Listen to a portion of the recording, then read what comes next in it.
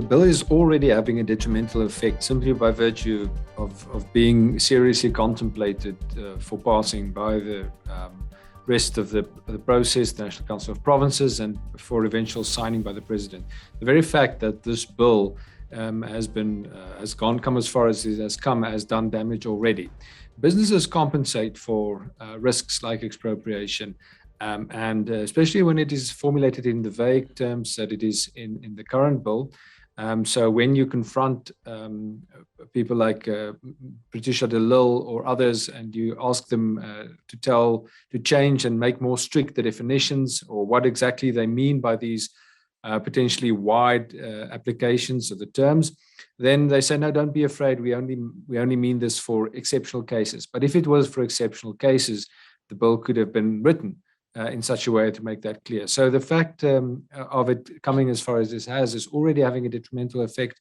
And I think it's important to note that it has the same economic working for both local and international investors. People say that this is detrimental to foreign investment. Sure it is. But it is the same economic considerations apply. Whether you are a South African resident or a foreign resident, your capital needs to, it is as sought everywhere in the world. And so it's not only for foreign investment, but also local investment that will be detrimentally affected. Now, it's not passed yet, but every step it continues is detrimental. And our position is that we will never accept expropriation without compensation, even if it passes into law, or it was the same when there was a change contemplated in the Constitution. Our position is that such harmful change to the property rights regime in a country like South Africa is fundamentally unconstitutional and can never be accepted. And if passed, then we will forever, like many others, endure and insist until we can reverse that.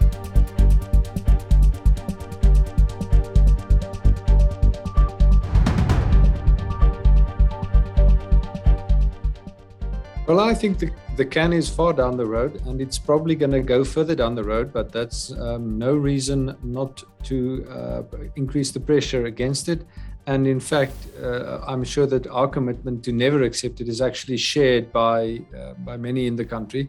And it's virtually impossible to not share the commitment. So with what I mean with that is, even if it passes through the National Council of Provinces, and even if President Ramaphosa signs it, the first thing that will happen is there will be numerous court cases coming. The court cases may be in anticipation of his signature on the bill, or it can be subsequent or trying to interdict its implementation.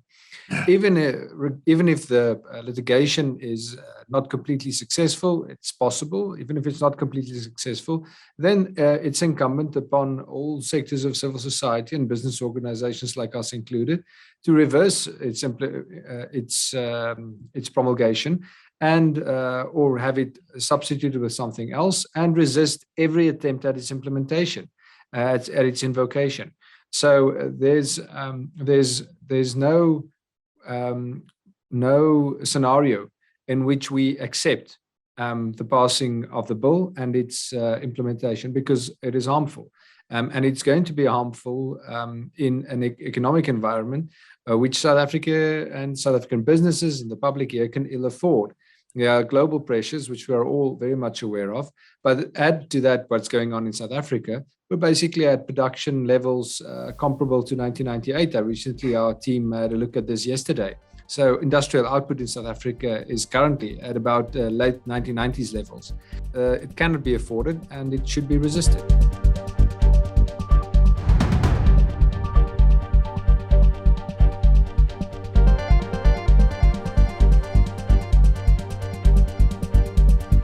As much as we think this bill is harmful, I think that the short-term impact will not be that significant. The reason is that, as Dave says, the writing has been on the wall, well, at least the ANC, this is official ANC policy, and it's been that way for a while. And what happens is when the signs are there, markets start pricing in risk. It's not perfect, but some of the expropriation risk in South Africa has been priced in. That explains why we are at such low production manufacturing output levels, why we're seeing the levels of GDP growth we're seeing. It explains why we're seeing a renewed exodus of skilled people immigrating, working elsewhere in the world. Despondency, and so on. But a lot of it has been priced in. So in the short run, I don't think we will see any kind of complete collapse, not for this reason. I mean, other reasons like Eskom and so on are probably more pertinent in the short run. To say that is that we are already feeling in the short run what has been priced in. So while we are experiencing pain, in the longer run, it will be compounded, of course, and depending on the extent to which government actually rolls it out. So it's one thing for there to be an act, it's something else for it to be applied and invoked.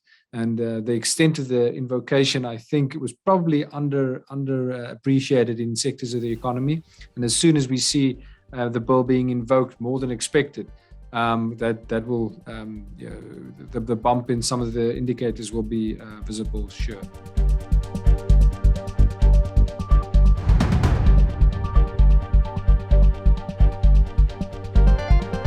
Well, I wouldn't say that there's no security.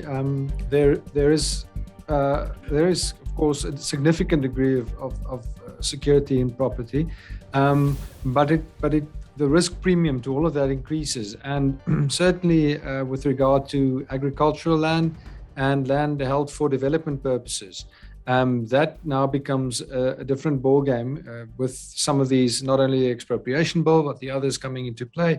That changes the landscape of what it means to be able to invade and so on.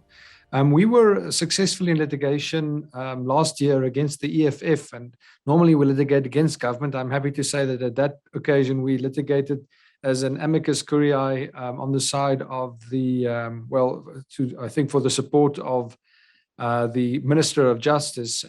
The EFF wanted the Writers' Assemblies Bill and the Trespass Act, the Writers' Assemblies Act and the Trespass Act declared unconstitutional. And had they succeeded, it would have created a very big problem. And so eventually we were able to defend most of the Trespass Act provisions and the Writers' Assemblies Act provisions. And this new land unlawful entry bill is an attempt by the Minister of Justice to rectify the one or two points that the Constitutional Court made that said needed rectification. So I think we've actually won some elements of this battle, and I know that Dave Stewart and many others have been involved through groups like the ad hoc group for the protection of property rights against the expropriation bill. So I think it's also important to note, and I think property owners know that it's not been that the government's been given a serious run for their money. And that's why they still hold property, why we see development still going ahead. It's not like the economy is coming to a standstill, because people are making a bet also that even as government's bad policy increases, they're also betting on civil society and business organizations being able to counter it. So it's a tug of war, and let's say we're all committed to making sure the right side wins.